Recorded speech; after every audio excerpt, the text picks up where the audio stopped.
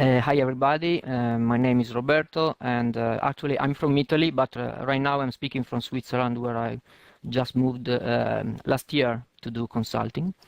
And today I will give you a talk about this open source project that I've been running since the beginning of this year, which is called aspConfElmahR. And aspConfElmahR stands for Elma plus Signaler, from the name of the two main libraries that I've been using to build this project.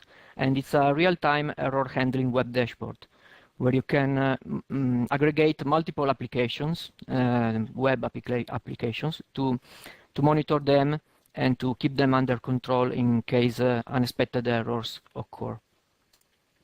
So quickly, the agenda of this session: I will tell you something about the project, so what's aspConfElmahR.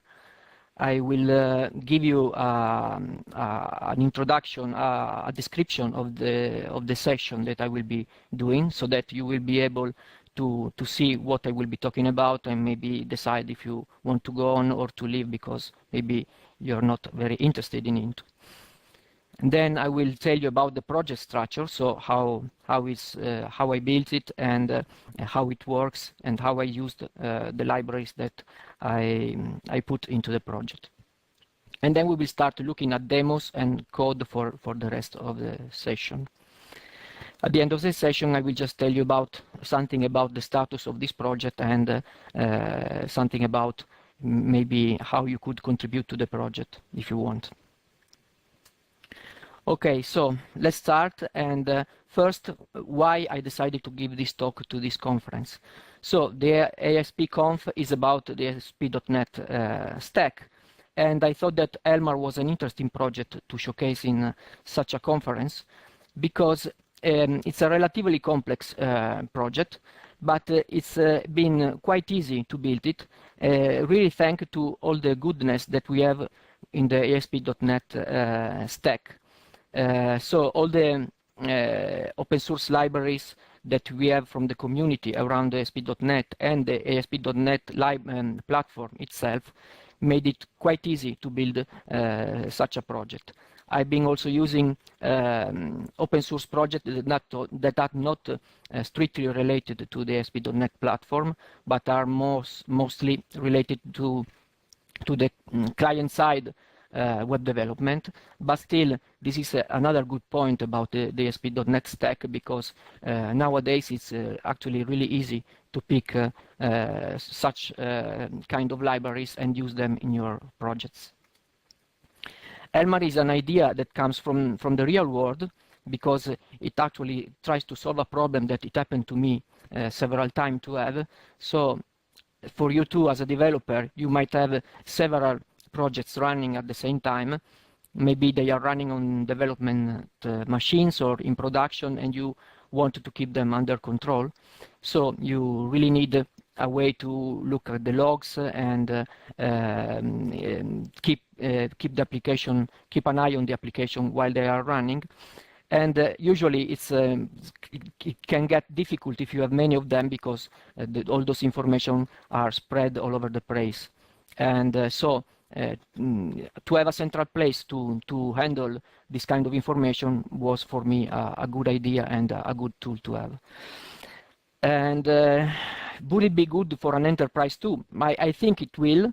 Actually, the project is still growing, so probably it's not really yet enough mature to go directly to an enterprise, but hopefully working on it, it could reach the necessary level of maturity to go into the enterprises. So the session will be about this project, and the project level is an intermediate level. With this I mean that this is not a trivial project. It's not just an hello world application like you many times see in conferences, but at the same time it's not too complex. So it fits quite well in a session, in a conference, because it's still possible to showcase functionalities and libraries without having to look at too much complicated code. So the project is intermediate, and also the session level at this point is intermediate. I will probably need all the 75 minutes of this session because I have many things to say. And I will show you something about the architecture of this project. we will be doing live demos and we will be stepping through the code while watching at the demos. So a lot of code, a lot of Visual Studio and Chrome developer tools. We will be looking so at server-side code in C# and client-side code that runs in the browser, so it will be JavaScript code. So this means that you have to have some minimal familiarity with those two languages to attend the session. And if you have some basic knowledge of Elma, it will help, but it's not really mandatory to have it. Because I will give some introduction on these libraries and on the other libraries, main libraries that I've been using. In particular, I used Elma, Signaler, and Knockout. About Knockout, I will really just say a few words at the end, so don't expect really to learn a lot about Knockout. You will just see it in action very, very quickly. In this conference, there are many sessions about Knockout. So if you have really to learn the ABC about it, probably other sessions are more fit more this need. And while I will be looking with some more attention to Elma and Signaler. So as I just mentioned, what did I use for this project? But well, the two main libraries are Elma and Signaler that give the name to this project. Elma is there to intercept unhandled exceptions occurring on the monitored applications, while Signaler is there to broadcast that information to all the connected clients. And actually, I use Signaler to do all the networking, all the messaging that I need to do from client to server and from server to client, so in both directions. So not just to broadcast. Then I use Knockout to handle the user interface updates, because I needed a way to keep a good separation between the logics in JavaScript and user interface manipulation. And I will tell you in a few minutes exactly why I needed so bad this kind of feature. I also used a lot of other stuff, server side. For example, I used Entity Framework to do some persistence, for example, for errors history or for user settings. I used the Razor engine to compile CS HTML files that I used to implement a plugin system. And then I also used several client-side libraries. I'm listing there quickly. I will not tell you anything about those libraries, but I mention them because if you really want to see sample code, which is not too complicated, where these libraries are used, you can still have a look at the code of Elmar to have an idea. So let's start describing quickly the three main libraries that I used.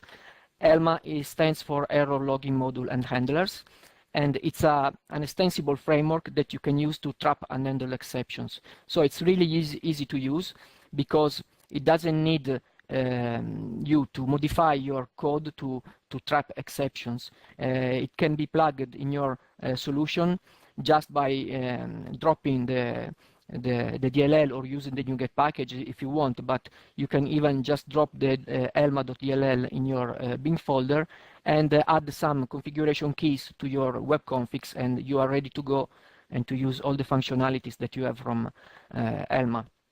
So for example, you will be able to log your errors in databases or in files, or send emails, email notifications when errors happen. And it's an extensible framework, as I just said, and actually I had to extend it because I needed a way to trap errors with Elma and then post them to my ElmahR application to be able to then broadcast those details to the connected clients. So I wrote a module which does just this, and takes a representation of my error and posts it to a URL. And I will show you how I wrote this module to extend Elma. Then I use Signaler. Signaler is a really great library to do asynchronous messaging. And it really allows you to build real-time reactive web application. Not only web application, but in our case, I used it to build a web application. So it's really a great way to build apps that are pushing data to the clients. So instead of having clients polling your server periodically to see updates, as we had to do for many years, now with such a library you can do in a very easy way pushing. You can apply pushing strategy and have your clients updated in real time. And it's an abstraction to the underlying HTTP connection that is occurring between your browser and your server, and it really allows you to treat your connection as if it was a persistent connection. So you really have the illusion to have a persistent connection available, but actually SignalR can use several strategies to give you this illusion, and it's able to adapt and to choose the best strategy according to the context where you're running. So depending on the type of browser that you are using or on the type of web server that you are running on, it will pick the best one and will do the work for you. And SignalR is composed by two parts: a server-side library that can be hosted in your ASP.NET application, but you can also do self-hosting or host it on OWIN compliant web browsers. And then you have a set of client libraries, and we will be using just one, which is the client library that you can use from a browser. So it will be the JavaScript client library. The third library that I used is Knockout. I added this library later, not since the very beginning of the project. But it's really been a great library that allowed me to create the user interface of ElmahR, basing it on data structures and not on JavaScript code that I had to write to do DOM manipulation. So you do that filling data structure on your JavaScript code and using declarative bindings that you put into your HTML, and then Knockout.js will do the rest of the job to keep the two parts in sync. So it is really great to build a single page application where you want to supply great interactivity and great reactivity to your application. And it's really great also to decouple the tasks that are the usual task for a developer and the tasks that are the ones that a web designer normally has to do. And this was really an important point for me, because my skills of HTML and CSS are let's say good, but I'm not really a web designer, so I don't have the necessary skill and talent to really draw and organize a nice looking and functional web user interface. So I really wanted to work with a web designer to do this, and actually I'm very lucky because my wife, she's a web designer, so I had the chance to work with her using this library, because it really allowed me to separate the two concerns, and she was able to work in her context without having to deal with the JavaScript, which, by the way, she doesn't know at all. She's not a programmer, so I really needed a way to separate those two words, and Knockout allowed me to do that very easily. Also, looking at my code, I was very happy about how the code developed, because I was able to remove all the classical code that you have to write to manipulate the DOM. So the application's logic are really clean and clear. Okay, now with this slide, I want to show you the architecture and the idea that is behind ElmahR. So as I said, you can monitor multiple web applications. Those 4 boxes are representing my application that I want to monitor. And to monitor them in case of errors, you can do that in several ways, but hopefully you are already using ElmahR, because it's really an easy, functional way to do that. You are using ElmahR and probably you are sending your errors to a database or to some file. Okay, that's great. But then when you have the need to look at those information because you have to diagnose something that is happening, you really have to look for those information for each application separately. There are tricks that you can do to share a database to store all the errors in the same database, but still you can see it's a sort of shortcoming. You don't really have a well-organized user interface where you can do that. You have to build your own system to keep multiple applications under control in a easier way without having to treat them as separate silos.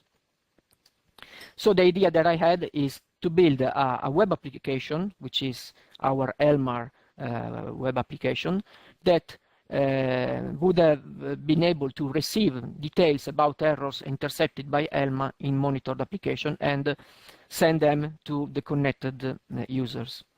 So to do that, I wrote a module to extend Elma, and we will show in some details this module later, and I plugged it into the configuration of my web application. So again, it's just configuration what you have to do in your monitored application, no code to modify. At this point, Elma is able to intercept our unhandled exceptions, and the post module that I wrote kicks in when that happens, and it collects the information about our error and posts them to our aspMahR instance. At this point, aspMahR is able to broadcast that information, and it uses SignalR to do that. So our connected clients will see the information coming down in a central place, and when the user connects, it sees something like this. This is a screenshot of our aspMahR dashboard, and so all the information is organized here in this single page. As I told you, you don't have to navigate anywhere else to see information because it's a single page application. The information is organized in 3 columns. In the first column, we have a set of boxes, where the first one is a box about collecting information about all the applications at the same time, while the other boxes are really connected to each one to one of our monitored applications. In those boxes, you see numbers about the total number of errors that you have received since when you opened your browser window. And you will see more information about, for example, the type of the latest error that you received and the timing when the last error happened. And you can also see there are a few icons there that are representing additional functionality that we will see in a couple in our demo. Then we have a second column. In this column, all the errors ends up stacking up, and so the latest error will appear on the top of this column, which, by the way, is representing errors from all the monitored application at the same time. So you have a general feed here. All the errors go there, and the newest one goes on the top, pushing down the oldest one. Sort of Twitter, like the Twitter website, to have an example. And each box will contain a few information about the error, like the name of the application that experienced the error, the type error, and a description. You can see an icon which is representing the icon of the browser that the user was using when the error occurred. And also you can see the timing when the error happened. If you click on the description of each error, you can see also a pop-up, I will show you that in the demo, showing the full detail of this error. This full detail is not collected by aspMahR, but it's really the job of Elma. So Elma is already doing that, and we are just using that functionality and that feature from Elma, and we are just collecting that information, and we try to show it in a nice way, hopefully, and in a well-organized way. Then in this third column, we have some, I call them extras. Those are boxes that are representing ideas for plugins. I introduced a plugin system in aspMahR since a few weeks. These boxes are actually older, so they are not yet built on top of the plugin system, but they are there to represent how you can imagine to extend aspMahR with this plugin system. I will tell you something about just the first one. You see remember me text, and this is really a way to tell aspMahR that you want that the application to remember your settings about your personal dashboard. If you click that checkbox inside that box through a cookie, it will remember your settings. Of course, in a real-world scenario, we would replace this system with a more professional way to handle authentication and login. But so far to showcase the functionality, it was good enough. I will show you later which kind of settings you can store with this Remember Me functionality. So let's see what happens when a user connects to one of our applications. This user actually starts using our third application, and an error occurs on the server. So here, Elma intercept that error. Our post module will have a chance to handle it. And actually what it will do, it will just pack it in a JSON representation with a JSON serialization and will post it to our ELMAR instance. This ELMAR instance will receive the error and will start broadcasting the error to all the connected clients. So the connected clients will experience something like this. You see that several parts of our single page application got updated. We have the numbers got increased, and we have a new box on top of our central column, and also the numbers on the third column got updated, and the graph also. Okay, now I will give you a quick demo about ELMAR. So I will complete what I just showed you in this slide with a few things that were not really easy to show in just a slide. So I have my ELMAR instance here ready. It's a local instance. And you see the user interface that I was just describing to you before. You can see, for example, what I was telling you before about the pop-up. If you click the description of an error, you have this nice pop-up window with all the details about the error, so cookies, forms, server variables, information about the call stack, and so on. And as I told you, this information is collected by Elma, and ELMAR is able to put it into this page in a nice way. We have more functionalities on our application boxes. For example, we have this eye icon, which is showing a list of errors, which is very similar to the central one, but it's just filtering the errors relative to that application. So you have an easy way to filter errors and see exactly the errors that happened on a specific instance that you are monitoring. Now let's see actually what happens when we experience an error on a monitored application. I have this browser window which is opened on another ASP.NET application. You see that the URLs are actually different. And this application has just one page, which is this one, that is there to generate errors. So pressing one of these buttons, I will actually throw an exception on my monitored application. And if you see that as soon as I click my error generator here, things happen on my dashboard, and you see the numbers increase, and boxes about new errors are appearing and stacking up in the central column. So this is, as you see, a real live experience. It's very fast in updating the details. And but I just showed you this with a demo generator that you, of course, will not have available in a real-world application. You will not have such a page in your applications. So how can you check if you configured everything correctly and you are really receiving errors as they are happening? Well, so the error logging module and handlers library offers you a way to do that with a special URL, which is this one. You see elmar.axd/test. This is really throwing an exception inside your monitor application. So every time you hit this URL, you see that I'm receiving from my monitor application an error signal. And this is a very useful functionality, because this way you don't really need a test page to raise exceptions. So I decided to leverage that functionality and call the same URL clicking this skull button here. So this is really a way to simulate errors. So, and if I click this button, you can see that I'm really going down to my monitored application, hitting that special URL, and I'm receiving back the information about that error, which is, by the way, symbolized by a special icon. So I can really see that was a test error that I launched with this functionality. Okay, what we can also do here is a couple of, let's say, not crucial things, but that are quite nice to show because allow me to explain some more details later when talking about Signaler. You can, for example, sort the application boxes. It's very easy, you just have to drag and drop them. Let's just put this one first again, and just because I will use mostly this one.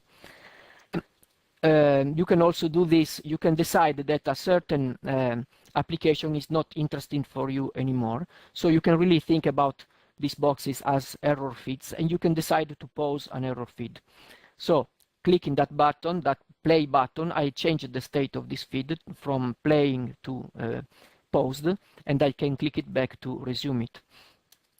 What's interesting here is that Elmar is able to remember about these settings, and this checkbox that I showed you in the slide, the remember me checkbox, is clicked. So now if I do a full refresh of my page, you will see that he remembered about the sort, the order of my boxes, and actually remembering that this one was paused, it's telling me that there are 0 errors for this application. And that's because on the first connection, I decided to give some context to the user to send back to the user the latest 25 errors. So there is some persistent server side. When I receive errors, I store them in a log, which lives on a database. And on the first connection, I send the latest 25. For a paused box, I will not send anything. So I will just take my latest 25 errors from the other application that I'm using. If I play this feed again and do again a full refresh, I will see that now the errors are distributed in another way because I'm also taking errors from this application. Okay, so I think I'm done with this quick demo. Now I have one more slide to really show you how things work behind the scenes in our Elmar application. So let's first see what happens when a user first connects to our dashboard. So here in this box, I'm representing my Elmar instance server side, and this empty box here is representing, let's say, a browser. Our user connects to our dashboard.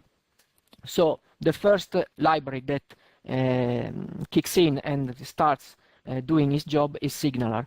As I told you, Signaler has a server-side part and a client-side part, and those two parts will start talking to each other, and we will see soon how they do that. On our first connection, as I told you, I want to send just the latest 25 errors, so I collect them from a database, and now I will use Signaler to broadcast, to send that information to the user that is connecting. So at this point, a sort of chat between the server and the client will start happening. So we will have calls from client to server and from server to client. And Signaler will start calling callbacks that we supplied when we initialized the Signaler machinery. And at the end, all the data will go down in data structures that we have client side. And at that point, we will use Knockout to update live our user interface through declarative bindings. What will happen at this point is that we will see the page that I showed you before with the first 25 errors. So this is the first scenario where Signaler and Knockout are used when we do the first connection. But the true scenario that I wanted to implement is when we are connected with multiple clients and we want to see errors happening live. So we don't want to deal with errors history, but with errors happening in real time. So at this point, let's put in place our monitor application. In our monitor application, we will have our Elma library configured and our error post module configured, so that when an error will occur, our post module will have a chance to post it, and it will post it to an endpoint which is exposed by our Elmar dashboard. This endpoint is really just an HTTP handler that, when receiving an error, will use Signaler to broadcast information about that error. So our user connects to our web application, starts using it, and at some point an error will occur. What will happen behind the scenes is that inside Elma we have an error log module that is able to raise events when errors are trapped, and our error post module will just subscribe to this event, and so when errors will occur, we will have a chance to get called and do something with those errors. What we will be doing is simply pack them in some JSON representation and post them to our endpoint on Elmar. At this point, signaler will be used after unpacking our error details and serializing again with deserializing them in a error structure that we have on Elmar. We will be able to use signaler to do a broadcast to our connected clients. That's why I put 3 arrows there, because we are really broadcasting to all the connected clients. And now again, signaler will client side will receive those data, and we will be doing the same stuff that we were doing at the first connection.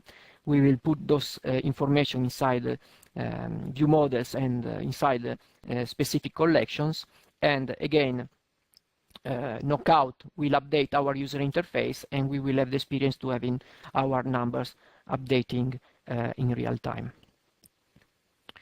Okay, enough with slides. Now we will go to Visual Studio to see how we configure the application and how we actually how actually the code works to implement all these functionalities. So we will take a look at the configuration files. Then we will start to replicate the first scenario that I showed you. So when you do a connection for the first time. And so we will see how signaler really works, and I will give you some basics about signaler. Then we will move to the second scenario, the really interesting one, when we really intercept things happening live. And so we will see how Elma comes into play and how our error post module does its job. And then at the end, I will give you some words and some more details about how I use knockout. As I told you, probably we will not go much into details about this because we really don't have time, but I really want to give you an overview about this because I really think that it's a great library, and it's very useful when you want to decouple the job of the developer and the job of your preferred web designer. And we will be done. So first, let's go to Visual Studio. Okay, and now let's open the configuration file of our dashboard. This is the solution that we will be using. If you go in our repository on Bitbucket, we have 2 solutions there. One is the main solution called Elmar to do development. Then I have this other one called aspHarbor. It's called like that because I used this one to deploy a demo website on the aspHarbor infrastructure. And it's an easier solution to use when doing demos because there are more things already configured. In this solution, we have our elmar.demo project, which is really representing our Elmar instance and dashboard. And we open the configuration file for this one. So you can see that we have an Elma section, which is there just to intercept error occurring on the dashboard. But here we are really interested in our Elmar section, because here we are really defining the application that we are monitoring. If you remember, we have 4 boxes here, and you can see that in our configuration file here we have 4 application keys representing our 4 boxes. Each one will have a name and a source ID. The name is obvious. The source ID is important because it's the piece of information that we will be using to track errors and put them in the right box, let's say, so associate that error to the right application. So each one of our application will have a specific source ID. And we are done with the configuration on the dashboard, so it's really simple. Now let's see the configuration file for our source of errors, which is this one. And here we will be using just Elma, of course. We don't have anything called aspConfElmahR as a section. We will be just using Elma, configure it as we want with our error log. In this case, I'm writing in memory, but I could write anywhere else. We can put filters, whatever we are used to do in Elma if you know it.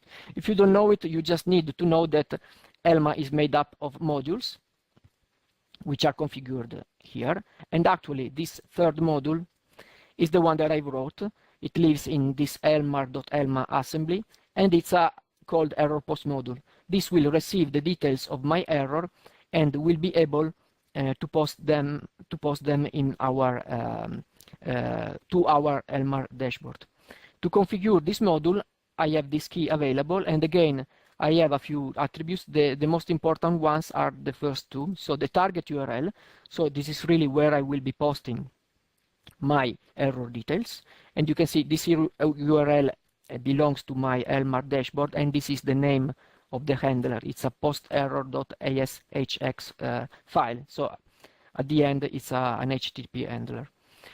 And we will have a source ID. So you can see this one will match one of these four. In this case, it's matching our fourth key, so we will know that our errors will be going in this application. So, okay, I configured everything now. Let's see how things start when we are using aspSignalR. So when we first connect to our page goes down to the client. And our page will reference a bunch of JavaScript files. You can see that we are using jQuery, of course, and here we are referencing this file, which is called jQuery.signalr. This is because Signalr, when we use the JavaScript client, is really a jQuery plugin. So referencing this file, we will have the plugin ready to use. And then we will need to reference this other file. Normally in the documentation you will see signalr/hubs. I have this 05 because I wanted a more specific route to handle versioning for signalr. But you can, if you don't do that specific route, you just write signalr.hubs and you're ready to go. And this is a special endpoint which dynamically generates JavaScript with all the information about the hubs that you are using. And this is the most important concept about signalr that we are using now, the concept of a hub. A hub is a great abstraction for a mechanism that allows you to do calls from client to server and from server to client in a very easy way. To expose a hub, what you have to do server side is just to define it. In this library called aspMahR.core, which is where most of the server-side code lives, we have this hub type. And so let's have a look at it. Okay, my type is here. It's called hub again. And what you have to do to have this up and running and available is just to derive from this signalr.hubs.hub type. Doing this and giving it a name with this hub name attribute, you are ready to use it from your clients, and I will show you in a minute how. This attribute is not mandatory, but I think it's a good way. It is preferred to use this attribute to give a specific name, because if not, it would use the class name, and at some point this could be not really clear when using your hubs. So just derive from this, just decide a name, and you are good to go.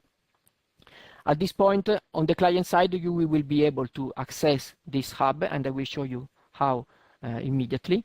The only thing that I want to tell you now is that when from a client you will want to access hub functionalities, you will need to expose them, and to expose them, it's very simple. You just have to add public methods to your hub. Every public method that you will be adding on your hub will be exposed and will be accessible by your clients. So you see I have several public methods, all of them will be reachable by our clients. I put a breakpoint here because this is the first method that we will be calling. And now I switch to our client. I'm here, right. Here I open the, I'm using Chrome, so I open the Chrome Developer Tools. And I will show you, we have several files, JavaScript files, of course, and also ElmahR has 4 JavaScript files so far, but the most important one is the elmar.core.js file. We will be looking just at this one because most of the things happen. We go to the bottom of this file, and this is where all the Signaler machinery starts. And actually there is some more code around, but we are really interested in this piece of code. And what we are doing here, you see, is accessing this $.connection object. So this is really our connection, underlying connection exposed by Signaler. And as I told you, Signaler is a jQuery plugin. So you access this connection object from the $alias for jQuery. Sorry. When you have this connection available, you can access this hub object when you want to use hubs. And to start all the hubs that you have available, you just have to call this start method on the hubs. So when we will be done with this call and the Signaler will have started all the machinery, it will call us on this callback that we are supplying. And so we will be really starting our business inside this callback. And inside this callback, I start again putting a couple of breakpoints because they will be useful later. Inside this callback, you see that we are accessing this elmahR object, and this elmahR object will be the main topic when I will be talking about knockout. It's a facade that I'm using just to hide the data structures behind a set of useful methods to just isolate that part and to not to have to spread the references to data collection all over the place. So it's not really interesting now. What I'm interested in showing you now is how I'm using this elmahR connector object. This elmahR connector object is just a variable that I defined on the top of this file, is this one. And you can see that is just a reference to this $.connection.elmahR object. So again, we have our Signaler connection, and on top of this Signaler connection we have this elmahR object. This is a hub proxy, and this is exactly the name that we gave to our hub server side with our attribute. So with this reference I will be able to do calls on our proxy, and this is exactly what I'm doing here. You see that I'm doing elmahR connector.connect. This is the name of my first method that I want to call.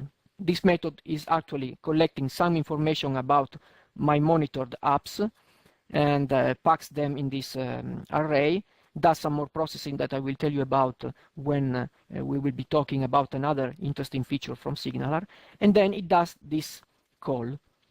This is really the interesting piece about another interesting piece about Signaler, because we are accessing this caller object. This caller member, actually exposed by signaler.hubs.hub, is a very special one because it's of type dynamic. So it's a .NET dynamic object. And as you might know, on a dynamic object, we can call whatever method we want server side. In this case, and at compile time we will have no problem. The code will just compile just fine. This call will be actually resolved at runtime, and what will happen is that Signaler will resolve that call, will take care of serializing this information in a JSON representation, and will send everything to the client. And this call will actually happen on our hub proxy on the client. That call will receive the JSON representation of this data structure and will unpack that representation in a set of JavaScript objects. So I just said that we have to have this call on our hub proxy. So we will have to add it because, of course, this is something that we need to add to the proxy because it's our business. So let's go back to our developer tools, and we'll see that just some lines of code above, we have a section of code where we are extending our elmar connector, so our proxy, with the $.extend method, adding methods. And you see that here I'm adding this advertise applications method.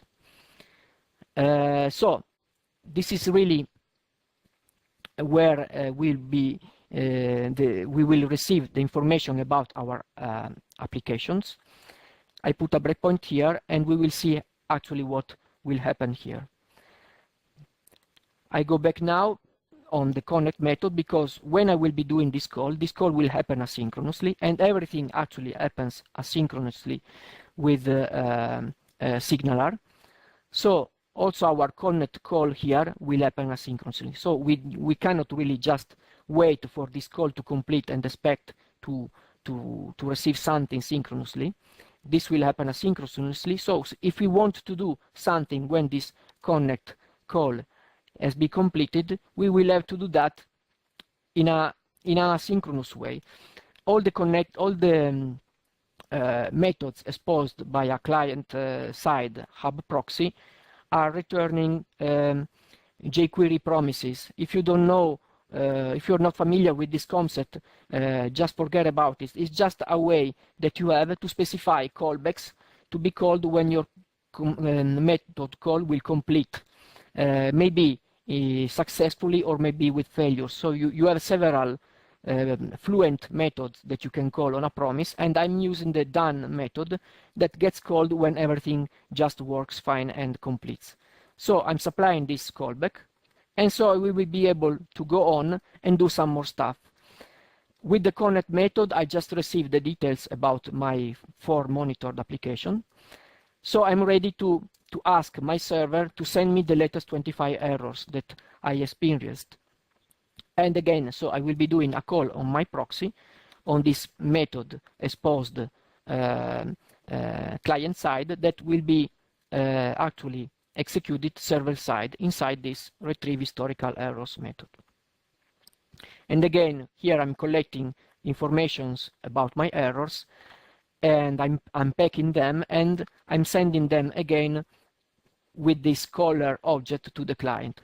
So actually, we can really say that this caller object represents our actual caller inside our server-side method. So when we get a call server-side, this caller object is representing our current caller client-side. And we will be calling again a method on our hub proxy client-side. So I expect also to have this other method defined on my proxy, and it's actually this one. So, okay, I put some breakpoints there, so we can really now have a look at things while running. So I just do a full refresh here. Okay, with my full refresh, you can see that the page at first loads empty. So it's not really receiving everything on the first load. We'll start receiving things dynamically. With this breakpoint, I'm here just before calling my start method on the hub object. So I'm ready to start aspConfElmahR. I press F8 and I'm enter inside my callback. So here I'm ready to perform my call on my proxy on this connect method that will be, let's say, remoted to our server. So I let this code go, and you see that I hit my breakpoint server side. So here I collect the informations about my errors in this array.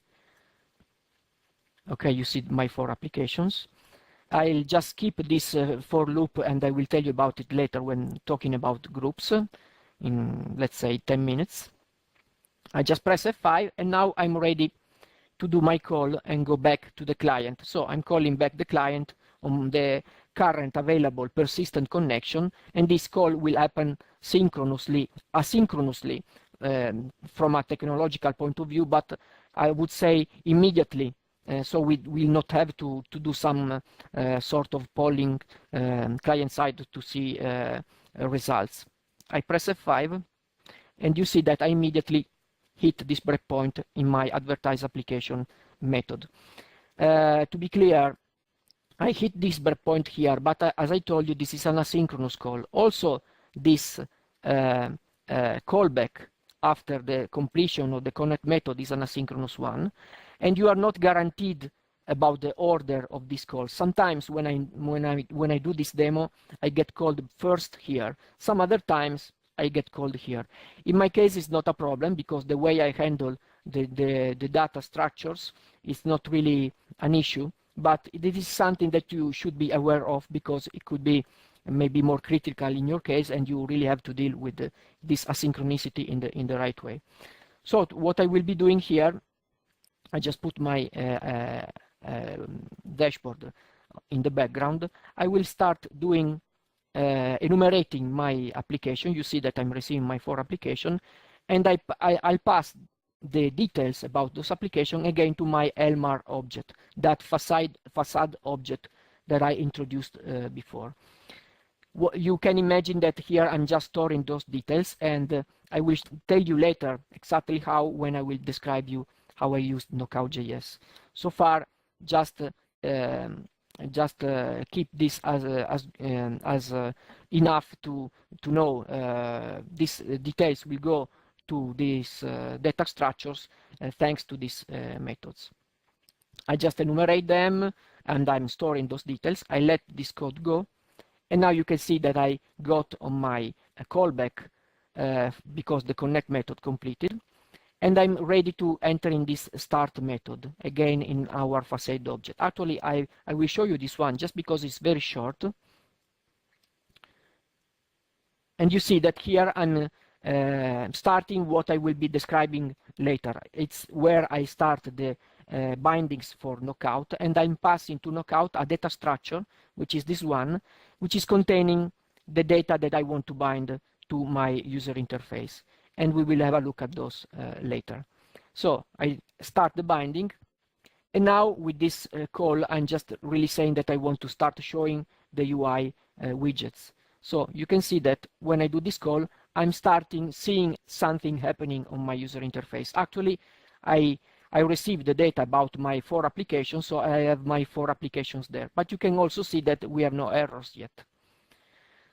So I let my code go, and now I'm reaching this other call, the aspMahR connector.retrieve historical errors. This is where I'm asking my hub server side to send me the latest 25 errors. I let this call go, and you see again I hit my server side code, and here I just again collect information about my applications and then about the latest 25 errors that I have on the application that I'm monitoring. I pack them in a data structure, which is again an array. You can see here I have the details of my errors, and now I'm ready to do the same stuff that I did before. So on my current caller, I want to call this notify errors method, which will be executed client side. So I just let this code go, and you see that I got my breakpoint hit client side on inside my notify errors method. And now we will see things happening live because I start enumerating my 25 errors which are inside this envelopes object, and each time I will be calling this aspMahR.addError method. So again, on my facade object I'm calling a method. You see that the boxes will start popping up and pile up in the central column, and also the numbers my application will start changing. You can see down below the 5 is changing now, also the one there on the first box, and so on. I just let the code go, and at this point I will hit my last callback, but you can already see that the user interface is already updated, and then I just complete my sequence of calls pressing F8, and I'm done with the first connection. Everything is ready in place, and now I can really wait for errors to occur. So let's see what happens when errors occur at this point. I go to Visual Studio, and this Visual Studio instance is also attached to my source of error application, so to my simulator of errors. So I can really open my solution and look for my error post module, which is configured inside my source application. And this is where how I extended ELMA to trap errors and send them to the dashboard. I wrote this module. It's very easy to extend ELMA with a new module because you just have to override, to derive from this HTTP module base exposed by ELMA and overwrite this onInit method. Here you can do some initialization, and here, for example, I'm reading things from my configuration. So, for example, where I have to post my details. And then I take a reference to the error log module from ELMA, and I subscribe to this event, which is called each time an error occurs. So I supply my event handler to that event, and so I will get called inside this anonymous method every time an error will occur. So I just put a breakpoint here, and I go to simulate an error. So here I have my windows to simulate errors. I just press my button, and you can see that I hit the breakpoint. So ELMA is passing me the details of the error that just occurred. I have them in this data structure. Here they are. I pass this information to a private method, which is just handy to keep the code cleaner. And here what I'm doing is really simple. I just prepare an HTTP post, and I retrieve from the configuration the source ID for this current application, which is this app_arbor string. I pack all the error details in this name value collection that I will post. And for example, here I have my error object, which is a type from ELMA, and I do a JSON serialization of this error thanks to this helper that ELMA exposes. So along with this JSON representation, I also send the ID of the error generated by ELMA and this source ID that I read from the configuration. So I pack everything there, and now I'm ready to do my post, which will happen asynchronously. I do an asynchronous post. You will remember, I hope, that we will be posting to this URL, which lives in our ELMahR dashboard. I will open it now. It's this one. Okay, you see it's a simple HTTP handler that will receive the post and will treat it.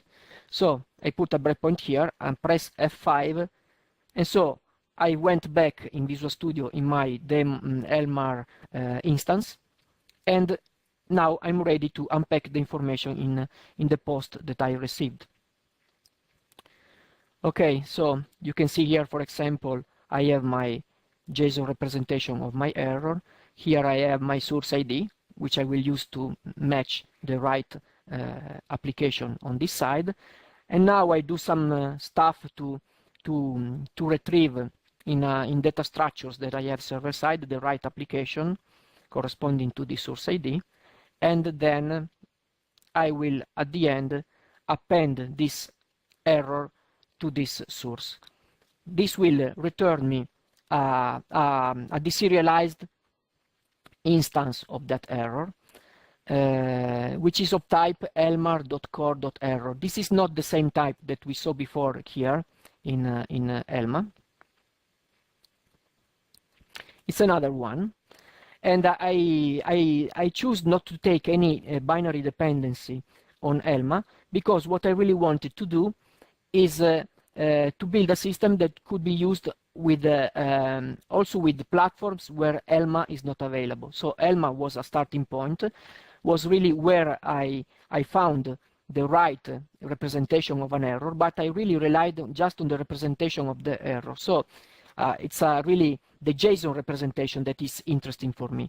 And if we want to use ELMahR from another platform, let's say a Windows client application, or maybe some PHP or Ruby or whatever other web server platform, if I want to trap errors there and I have a way to trap them, I can just craft a representation of that error which is compliant to the one that we use here, which comes from ELMA.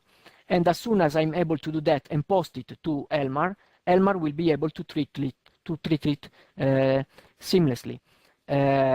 So it's really easy in this way to try to extend the usage of this application to other contexts. So what I'm doing here now, it's actually just some packaging of my information, and now SignalR goes back in play with some APIs that we have available. I take a reference to a context which points to my hub, and on this context I can use this, I can make calls on this client's member. This one is really equivalent to this caller member, but while here we were inside a hub, so we had a sort of handle for the current connection. Here we are outside of a hub, and so we don't really have a current connection, but we have the set of all the connected clients, and so we can do a broadcast to all the connected clients, and we will be calling a method that will get executed client side exactly as we did before from inside a hub. Let's just forget for really a minute about this indexer. Let's just imagine that it's not there. So let's imagine that I'm just doing .clients.notify errors. I let this code go, and you can see that I immediately hit my breakpoint here. And now if I just go on with my code, I see that that error gets added to my user interface. And so I really received this one live as soon as it occurred on my server side, on my monitored server side application. Okay, I just told you, please forget about this for a second, but actually I want to go back to this one because it's important. This is a way that you have to target just a specific set of clients when you want to broadcast. This is using a feature called groups from SignalR. And actually, if you remember at the beginning, in our first method, I skipped these 2 lines of code. What we are doing here is looking at some information that I stored server side in a persistent database when storing the settings. And I am enumerating my application, and for each one I'm looking at this flag to decide if this current connection is interested in receiving information about that application or not. If yes, I will take the current connection and I will add it to a group called like the source ID of the current application that I am enumerating. So every source ID becomes really a name for a group, and we can add connections to that specific group or remove connection from that group. In this way, we will be really sort of subscribing and unsubscribing groups, and actually this feature will be used here because we are really just broadcasting to all the clients that subscribed the group that has the same name as the source ID of the error that we just received from our monitored application. So the real application of this is really easy to demonstrate. If I click on this button, I will actually pause my feed, and I will actually again call a method on my hub.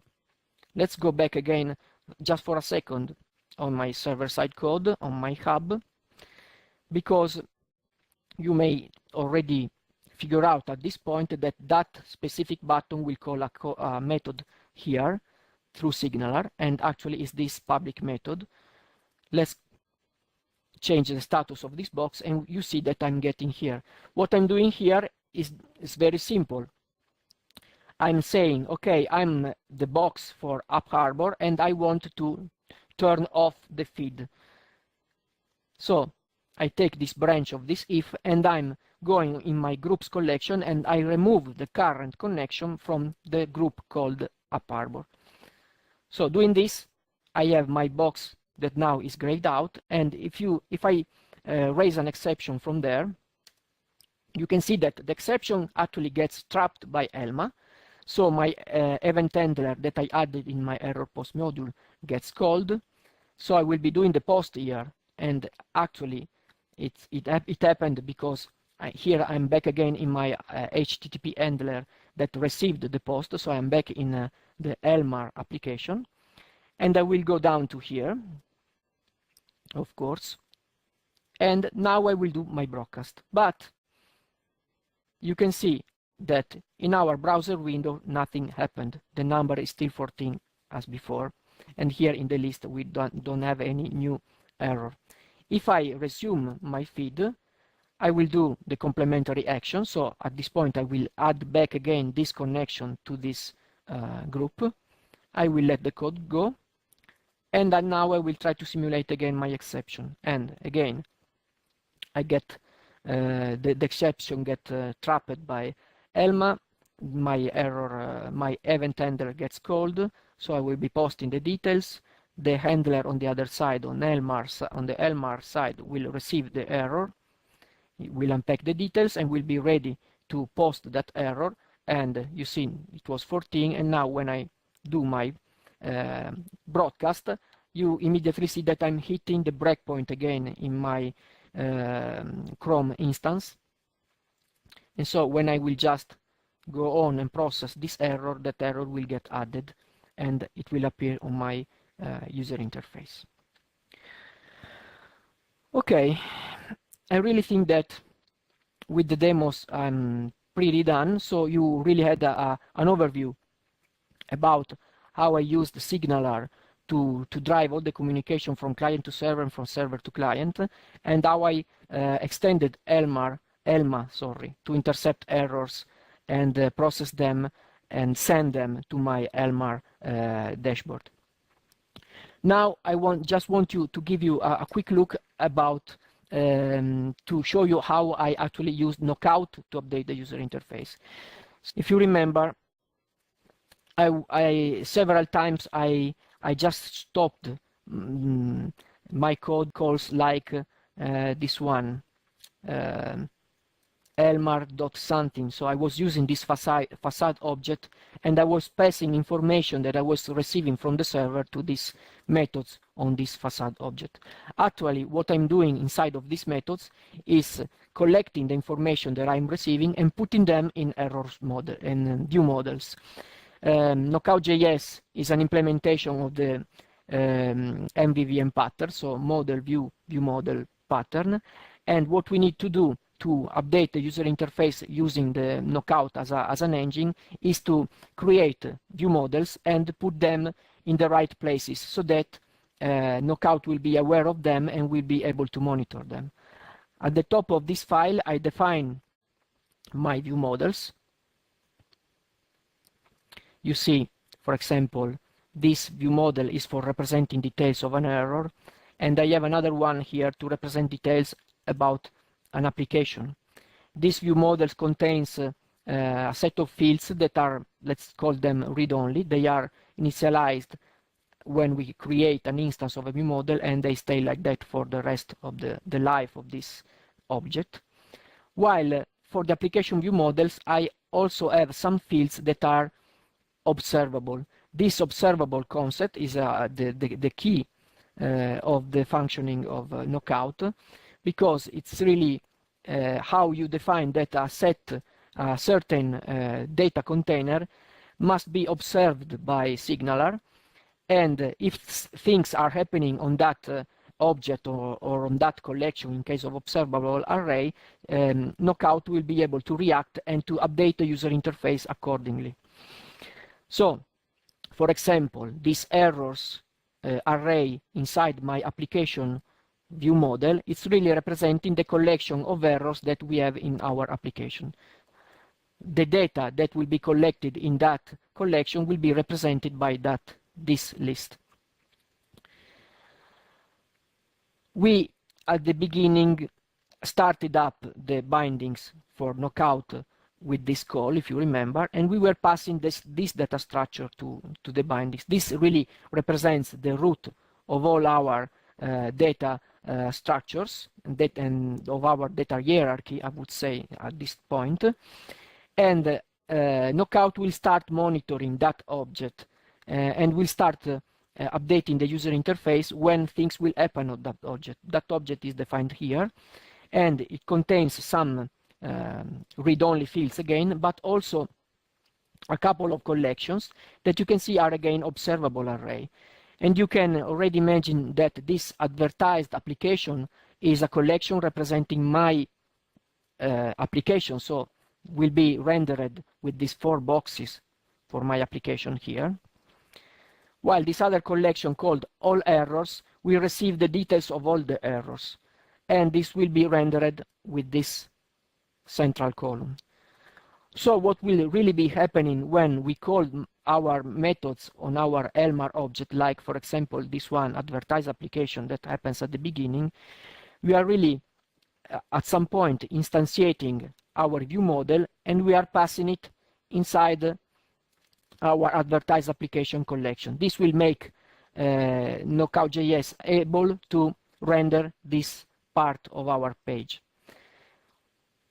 Another example, we were calling add error when we were receiving errors. Again, you see I'm creating an error view model, I'm supplying some information for that, and then I'm doing 2 things.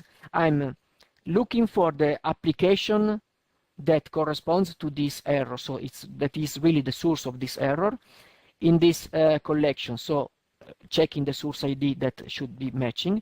When I found it, I call this other add error, which lives inside my application view model, and here I will be adding my error to the errors collection that I just described you before. So I will have the error appearing in this list. Then, after doing that, again in our add error method here, I'm doing some more stuff, and actually I'm going to the all errors collection and I add some more, add again the same error view model inside this collection too. And this will be bound to this column. Okay, so I showed you how the data structures are related to our UI. Let's really see how this relationship is set up on our UI. So we have just one page, it's a single page application. It's this default CS HTML page. And here, apart from some code at the beginning, we really have plain old HTML, maybe not too old because it's a HTML file, but it's just clean HTML. This is where my wife did her job without having to deal with JavaScript and with any noise given by code. The only thing that we have to do is to declare bindings. Knockout.js will process those bindings, and for example, this one is very clear. We are really saying that this div is containing a template.